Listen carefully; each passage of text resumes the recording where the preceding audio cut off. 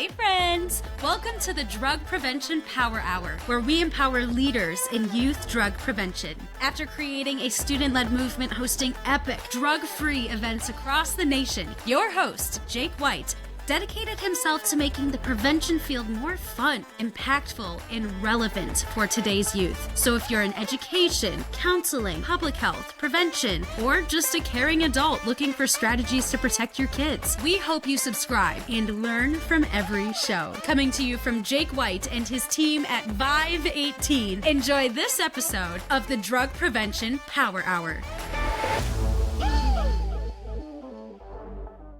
Hello and welcome back to another episode of the Drug Prevention Power Hour.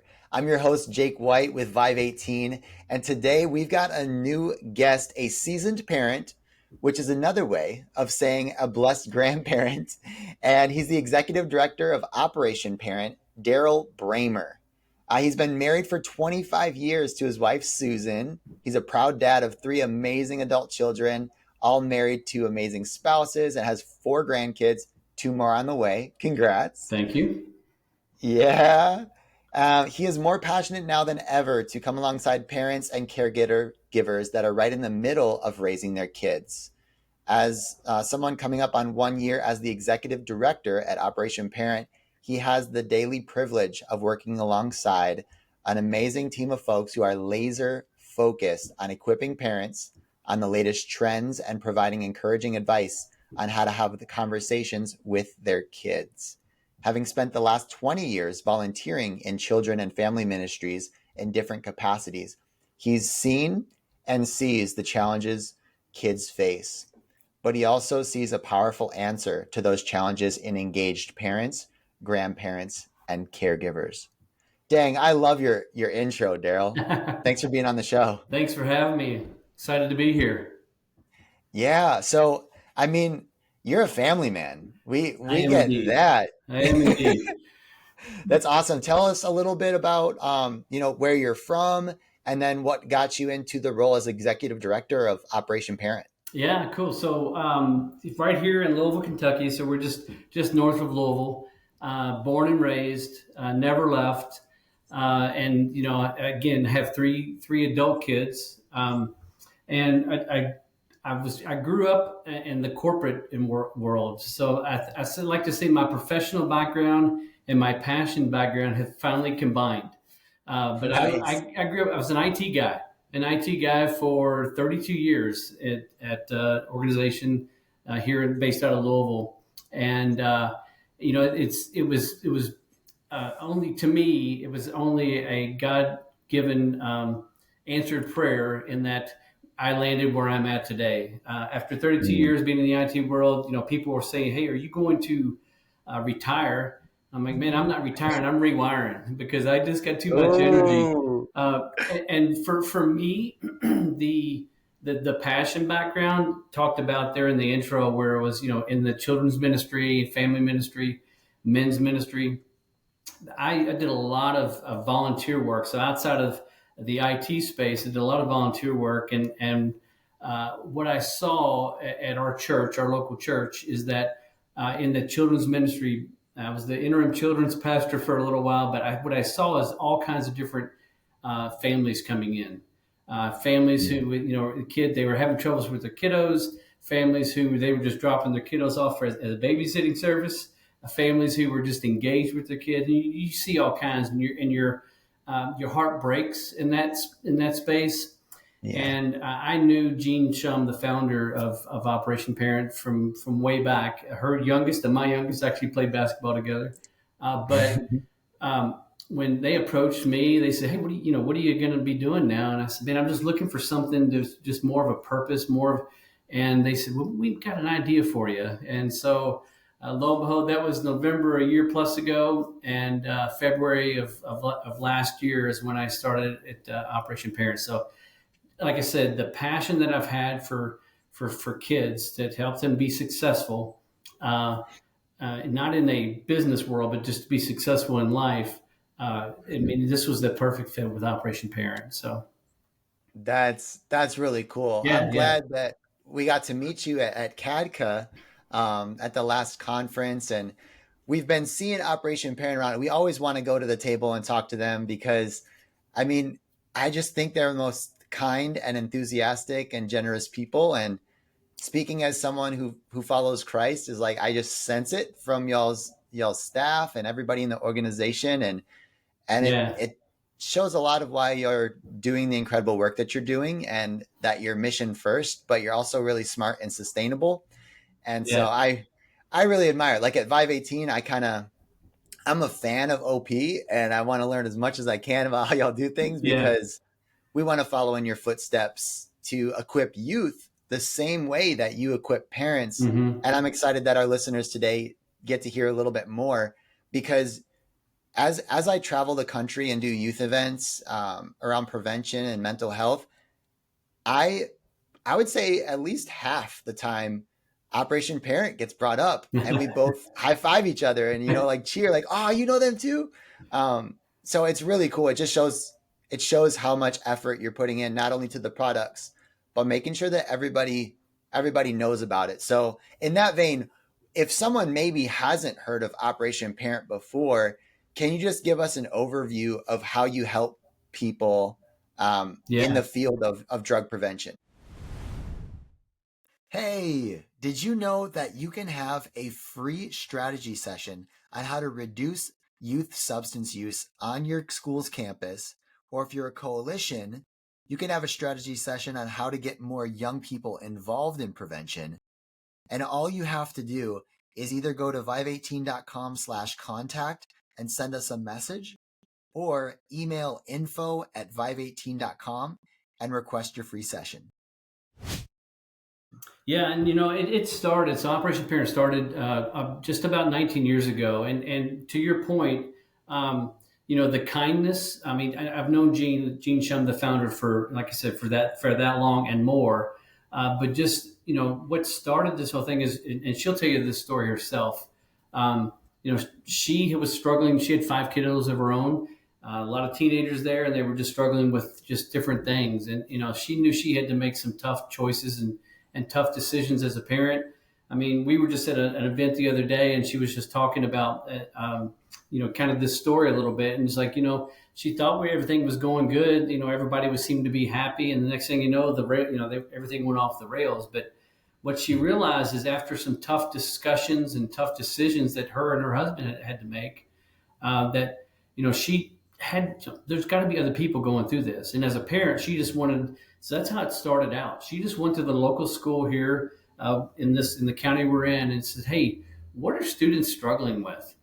And was surprised. She joked the other day. She said something about when somebody said something about cutting, she thought they meant cutting class, not Yeah. yeah. So it was just like things just kind of a little bit of things seemed to be going good, but they really weren't going good, and just realizing then, man, there's a lot of things going on out there that she wasn't aware of, and it still happens today. If we're not staying up on top of it, there's things that are happening, new things every single day. So she went to the school, got some information, and just started bringing parents together and just talking about it. Because a lot of times, and I don't know about you, you don't have any kiddos yet, right?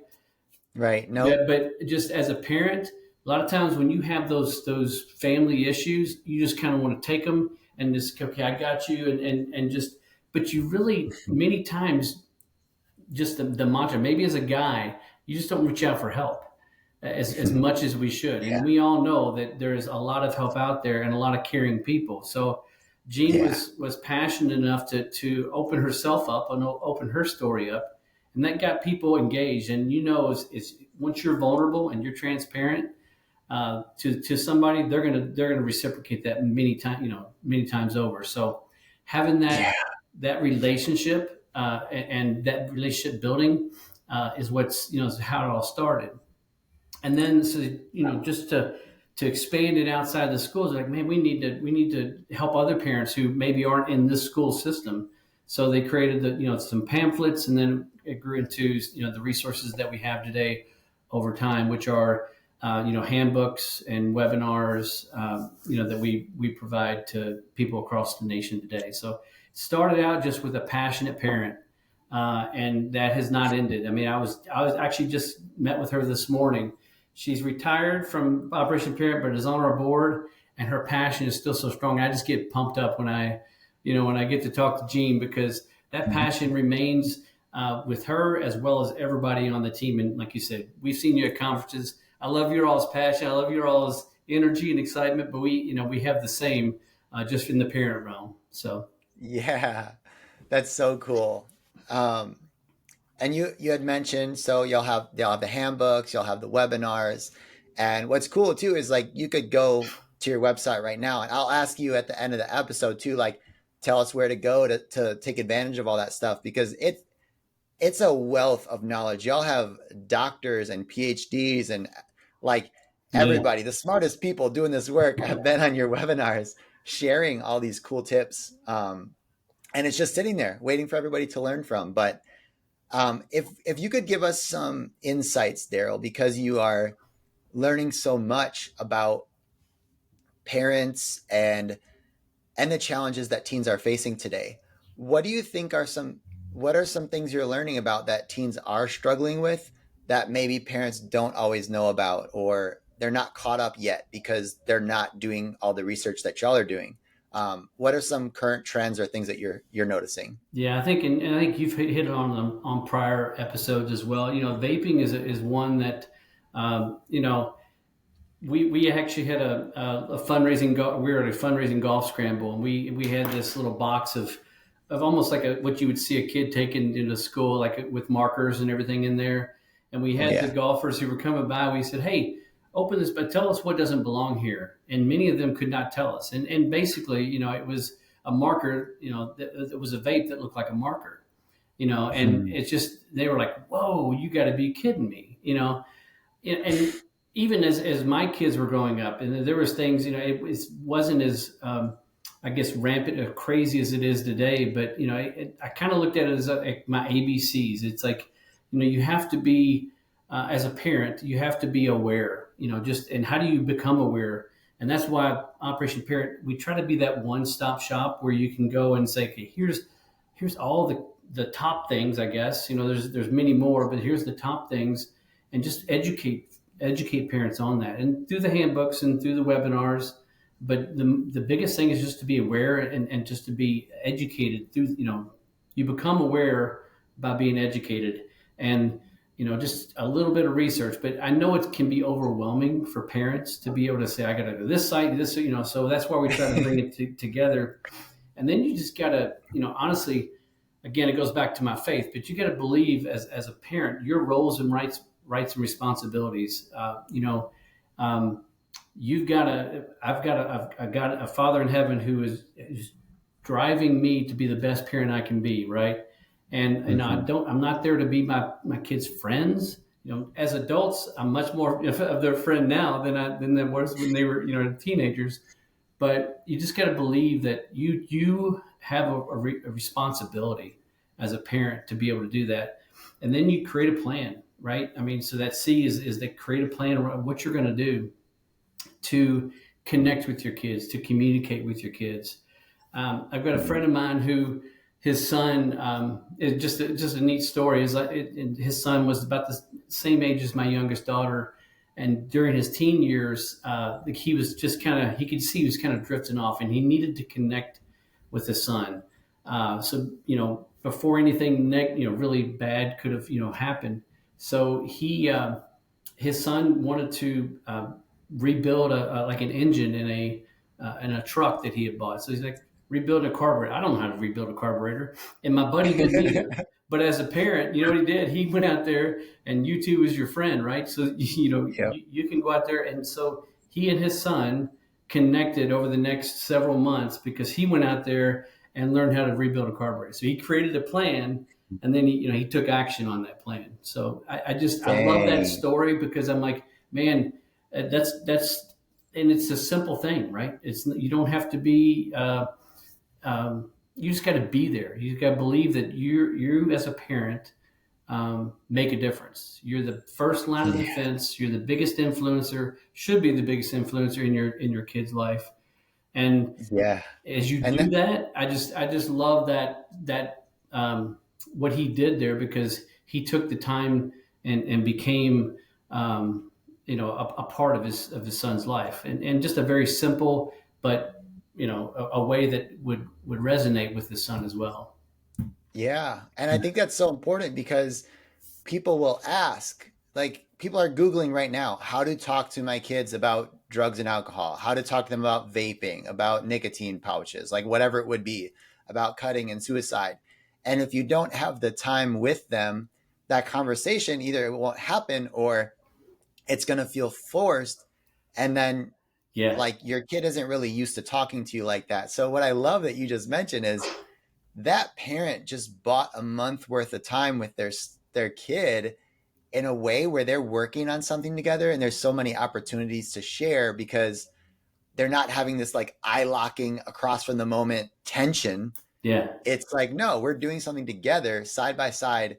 That's when you find those moments to be vulnerable and to share stories and connect, and it doesn't feel forced or awkward. But you kind of have to find that time, whether it's in the car or on a project.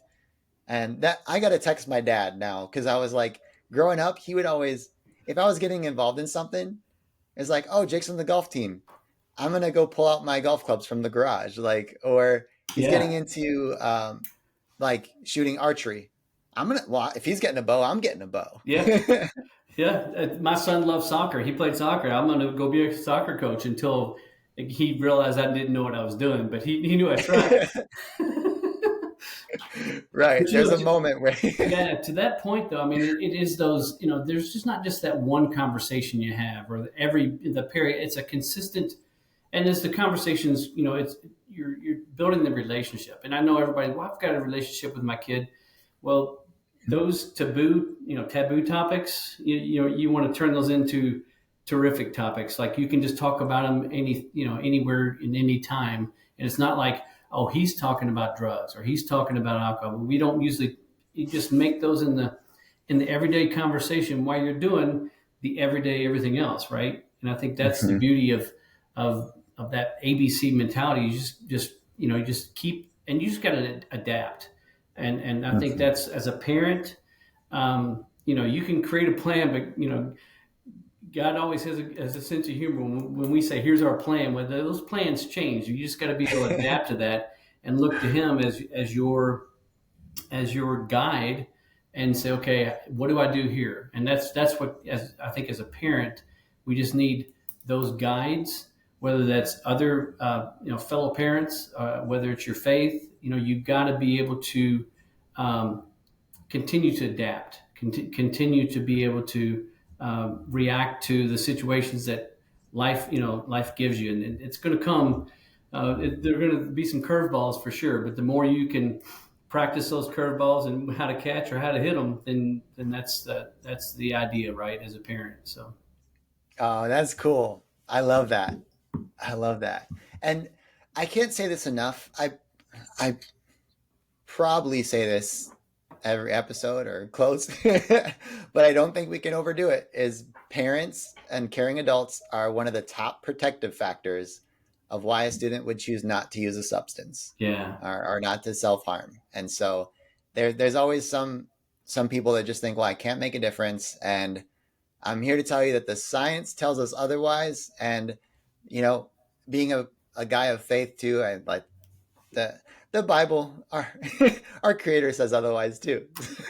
yeah. I mean, what I love about that is like, it's like the parents who like are kind of lost and like, man, what do I do? I'm not going to make a difference. Man, you do make a difference, and it really just starts.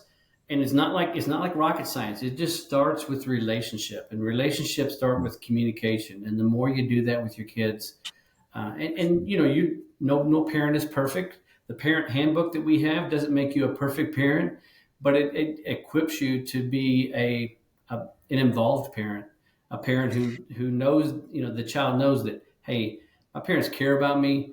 They're not just going to come in and do the standard, have the talk or have a talk. Family meetings. Those should be happening constantly. Right. Well, this would be helpful. So, Darrell, let's say So I have one of your handbooks. So like I'm reading it and I'm getting updated on some of the trends that are going on, like these Zyn pouches with nicotine and stuff, Yeah. or maybe other things like cutting. And what I think is so valuable is that now that I'm learning about it, I have an opportunity to share that. But if I didn't know it, of course I can't share it. I have no option of doing that. But um, my first instinct, of course, is saying, "Hey, I learned something today. I read about this thing, Zyn pouches." Right? I'm talking with my student. Have you seen those around? Like, just being curious allows a conversation to start. But I'm wondering, apart from that, like that was just my first inclination. When you're starting conversations, like you said, relationship is important. Assuming that we have a good relationship, we're working on a project and we want to talk to our student and be really intentional on bringing that up. What are some ways that you like to start those conversations, or you'd recommend ways to introduce a topic? I think being vulnerable, first and foremost, is the way to someone to and speaking for men, especially, I think we can we're good at talking about the sports, we're good at talking about the weather, but when it really gets into the real topics of life and your kid's life, if I'm going to go talk to a parent and I see them struggling, first of all, I want to let them. It's a hopeful message. It's not a hey, you messed up. It's each day is a new day, and prevention is not a one and done type thing, right? It is a continual conversation. But the more I'm vulnerable, and the more that I can provide my life story, my backstory to someone, I think that is a game changer, because when people feel that, they're more willing to open up, they're more willing to talk. And the same with your kids, right? I mean, when you're talking to your kids, a lot of parents want to have that, as the kids are very young, they idolize you. It's my dad. My dad's he's the best. He can do no wrong. Until My you dad could beat up your dad. That's right. That's right. That's right. Until they either see it or you admit it. That hey, I don't know what to do here, or I messed up here. Apologizing to your kids. When you do lose your temper, or you do mess up. And I think the more you can show your vulnerable side, um, I mean, it's just amazing how people open up, and I see that with my three kids. I've got a son and two daughters, and my son is a pastor, and my daughters are teachers, and they're all focused on either men. My son with the men's ministry, and my daughters with students in elementary school and middle school, and just seeing how they relate. It's just it's was a proud moment for dad, of course, but just because they're real. They're not, they don't put themselves up here. They put them at the same level, and just to be able to have those conversations, and just hearing some of the stories that my daughter comes home with in middle school, and just the things that these kids are going through. It just it's heartbreaking, but she is kind of that safe place to be able to somebody can confide in, and because she's relatable, and I think that's number one, is you just got to be not looking down, not judging, but just being real. Yeah, that's such a good lesson. And what I love is that it's really helpful on one, right? If you're vulnerable and realizing that, hey, your kid might be looking at you as if you always had everything figured out because you're in control now and you're the adult leader of the family. But sharing that you had messed up, that you're not perfect, would make them, or anybody, right, more Yeah, comfortable to say, yeah, I did too, and I need help. And yeah, doesn't ever doesn't everyone want that? Like, yeah. I we mean, would you think expect that about kind of vulnerability, or yeah, desire it instead of pretending our way. And I think that's a lot of parents' fear, right? Is I had no idea what was going on, and then one day something drastic happened, and I felt like I didn't know my kid anymore. yeah. And that's like, yeah, that would be worst case scenario. But what I'm hearing from you is you have an opportunity, no matter who you are, if you're a parent, caregiver, caring adult, to let them know you don't have it all together. You still make mistakes. And at one point, you're probably in a situation like they were. So Yeah. they're more comfortable to ask for help when they need it. Well, and you think about like my daughter in school, when somebody messes up, she say, "Hey, you're going to have to stay after class." You dread that. Or if your own child messes up, "Hey, we're going to have a talk," or we need to talk about this. How you react to it. I mean, it's like that opportunity that you have there. You could come down on them, and there's consequences, yes, to everything, but it's how you deliver those consequences and how you, you could be a fearful, a fear, focused person and just come down on them hard, but that's not doing anybody any good. Yes, there are consequences, but how you love them through that, how you talk to them through that, and how you're vulnerable and recognize, hey, they messed up, but everybody messes up, nobody's perfect. Mhm. Yeah, there's consequences, but how you show the love, as a parent or as a teacher student type thing, that makes all the difference. Yeah. And it went back to what you said at the beginning of having, like, as a parent, that's your number one job, and you set boundaries and you hold students, like your kids, accountable. And I think that if that doesn't happen, it becomes more difficult Yeah. when something happens. It's like, well, wait, why am I getting grounded?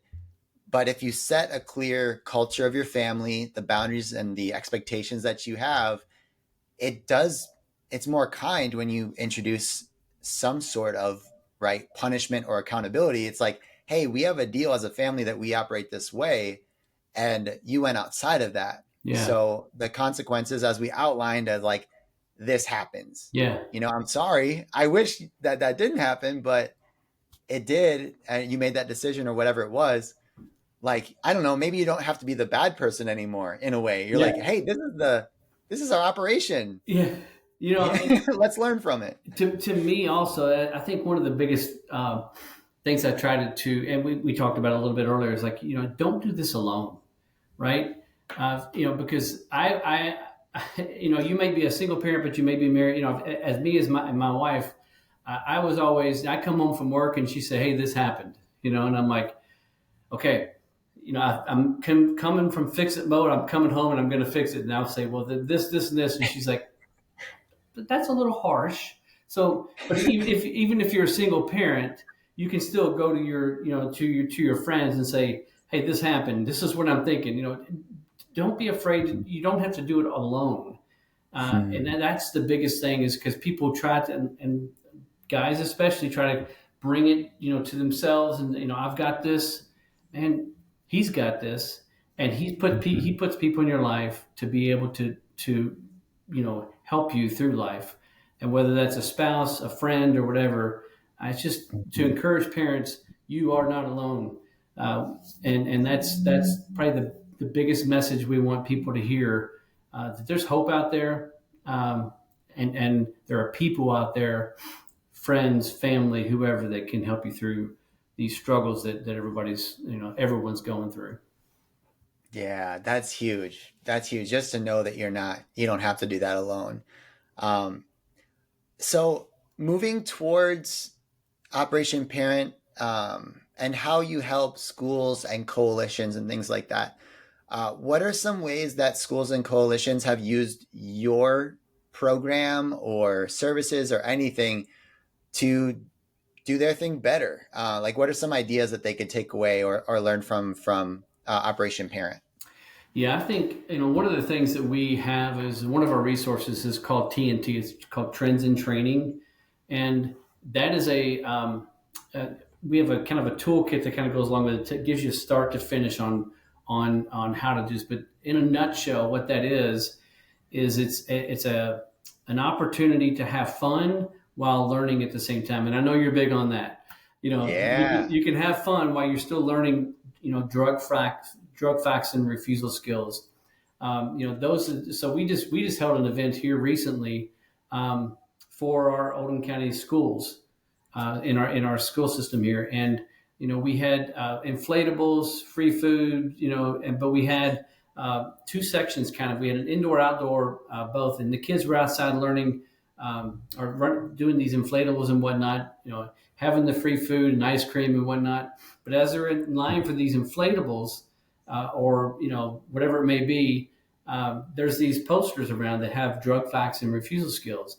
And if they memorize those and go to a table, and we call it the memorization station, you tell them that, they put your name in, you get them put in for a prize. So at the end of the day, we have prizes. So they're having fun, but they're also learning these things. And if there's a decent prize, they're going to go after, right? So they're going to learn these things. Well, at the same time, we had our state's attorney general come talk to the parents and was talking about the opioid crisis and whatnot. So the parents were inside learning while the kids were outside also learning, but having a lot of fun. And then at the end, we also had testimonials from a parent and then a young adult that was their daughter talking to the youth at the end. So it was just very engaging. And then we had a big color blast at the end. Had a lot of fun. But those are just fun. That's a big event, of course. But we were just talking to a local school system here in the next county over this week, giving them ideas. This can be a small. You can do hallway events, or hallway. You can just during Red Ribbon Week or whatever it may be. You can make these as big or as small as you want, and we have these posters that kind of just pop up there. And if you offer a prize or offer something for a young student, they're gonna learn that. So it's just there's those opportunities just to make it fun and engaging. This one the parents had fun too, because we had some parents out there getting some the colored chalk all over them as well. But it was a 3-hour event and just a great way. So what we do is in Eastern Kentucky, we work with a Operation Unite down there, which is you've probably heard of them as well. They're a group that funds and works with a lot of DFCs across the state, or at least the eastern part of the state. And they went and got a bunch of these toolkits, and they're giving them out to the different school systems. School systems can come together, and have a bigger community event. So there's just so many different ways. We've seen from our handbooks, we've seen parents take them. They've told us just different testimonies where they'll be in. If you're watching your kids' football practice, well, that's a great way to engage parents, because it's a captive audience. So you parents can just circle up and that's what this lady did. She was just there to talk to parents. She was struggling herself. Why not get some insights from other people as well? So anywhere you are, there's if you look around, there's going to be somebody struggling, and I guarantee you there's a parent that's struggling, or a parent that's dealing with something. And the more you can just reach out to them in those different scenarios, whether that's a football practice or a basketball game or whatever it may be. I think there's just a myriad of options. We've seen people do like dinners, just while the kids are at a dance, they'll go to a dinner and they'll share stories that way too. So it doesn't have to be complicated. It doesn't have to be complex. It can be just simple conversation. And the handbook kind of gives you a guide to be able to do that. I like that idea of getting parents engaged when their kids are doing something, because that is often a tough part, is like, how do we get parents to attend something? Yeah. Well, maybe they're already attending the basketball or the football game or something like that, and you can coordinate alongside it. Or they're going, I love the one you just said too, like, oh, the students are at a school dance. What are you going to do? Yeah. Like, let's go out to dinner and make this an intentional time to learn about how to support our students better. Those are really good. And when you deal with different school systems, different parts of the state, different parts of the country, even different schools in the same county, you're going to have different parent engagement when it comes to the schools. I was talking to a superintendent of a school system here recently, and they were saying, they have trouble getting their parents on the premise. And that's when we were just brainstorming, well, take the event off premise. You can be at a local park, right? And those are, you can just have this event and just make it fun there. But for whatever reason, they were having trouble to get parents into the schools, into the actual school building itself. And so they took it to the park and had more of a community event. And that way it was just like, it didn't even feel like a school function, but yet it was. Yeah. That's awesome. I love that. Yeah. Well, let's wrap up with this. If people want to check out Operation Parent, all the great resources you have, and check out too the stuff that they can use at their school or coalition or events, where can they go to find out all about that? Yeah, so if you go to operationparent.org, it has everything you need right there. So basically, it describes all of our different resources. So our three main resources are handbooks, and those handbooks are what we call parent handbooks. The handbooks we have two kind of versions of those. We have a middle and high school version for parents, and we have an elementary version for parents. So the elementary version kind of talks about the same topics, but in a little bit more softer language, and focus on some of the more things that elementary kids are having. In the middle high school handbooks, those are more still very hopeful message, and you've seen the handbooks, so they're very hopeful, but just tackling some of the tougher topics as well that you start to get to in middle and high school. And those are in Spanish as well, and we also have a faith-based version as well. So we have a lot of biblical backing to what we're saying there in the handbooks. And then we have our webinars. So encourage people they're free monthly webinars, just diving in deeper to the topics that we have in our handbooks. It's just so, we were just talking, it's had a webinar last week, or earlier this week actually, and it was talking about athletes and the boost, the energy drinks and things like that. Just making parents aware in that manner. Something that's simple, but just very engaging. So we dive in deeper into the topics, and then we have our TNT resource out there. And that's the Trends in Training toolkit that we provide to just be able to host these events. And again, small, large, gives them a step-by-step. Have a video out there that kind of shows it in action type thing as well. So yeah, everything is right there on the website, operationparent.org. Come check us out. Any questions? Darrell at operationparent.org. So it's easy to get a hold of. Awesome. Yeah. Well, for everyone listening, go check it out. I actually have a webinar with Dr. Crystal Collier. That was super fun. He was awesome, folks. Go check it out. It was in December. He was amazing. Yeah, you can see that. So if you like the podcast and you want to learn more, go to operationparent.org right now and just type in Jake White or Dr. Crystal, and we'll pop up. That was super fun. I think there was 1,000 people on that. I know your books and your resources are being used all across the country because they're top notch. So definitely go check it out. I as someone who has a bunch of guests on the show, I can say I've used this. So I really would recommend, if you haven't checked it out, go over there, see what they're all about. Contact Darrell if you need anything. And he has an incredible team over there. Amazing. That are just super supportive. So if you have questions about best practices or what people are doing, just call them as a resource, because they're doing this incredible work and engaging parents. And I know that's a big point of struggle, is how do we get them engaged? And that's their number one thing. So why not pick their brains on it? Yeah. So I hope that y'all enjoyed this episode of the Drug Prevention Power Hour, and we'll see you next Monday for the next one. Thanks for listening to this episode of the Drug Prevention Power Hour podcast. If you love the show, make sure to leave a review and share what you've learned. And if you need help reducing substance use among youth by educating and engaging students in prevention, visit vive18.com for more information, tools, and resources.